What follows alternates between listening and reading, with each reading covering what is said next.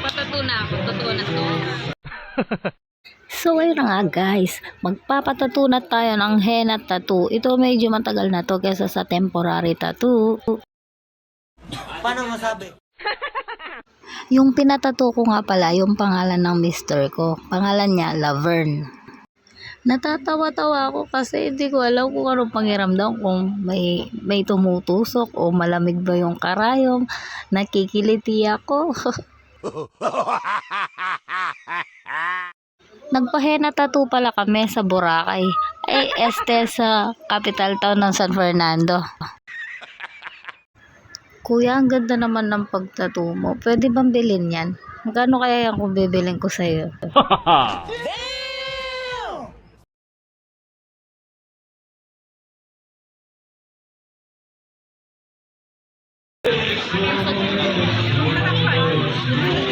So weird.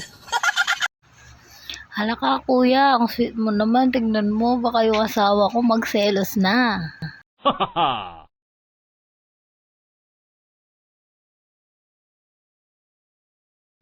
Ayan, parang patapos na dito. Nilalagyan na lang ng design ni kuya. Alam niyo ba na naiya ako dyan kasi yung photographer natin or videographer natin ay yung asawa ko. Grabe, di ako makatingin sa camera, nakaka-smile lang ako.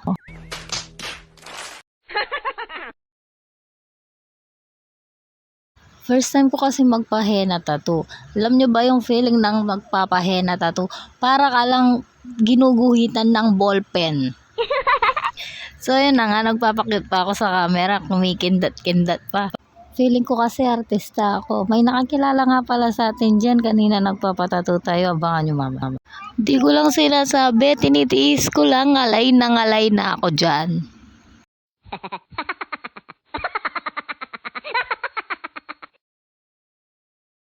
Ayan, nilalagyan na ng design ni kuya, yung kulay red. Sige kuya, lagyan mo ng design para maganda. Ayan, mamuladas na naman niya po mo. Oh kuya, ninanan mo kuya, pemura mo ng pemura. Sige kuya, dagdagan me, pakarakal-rakal me ink. Ay, ba kuya. Nangula ka na lang ata, anong ginawa mo?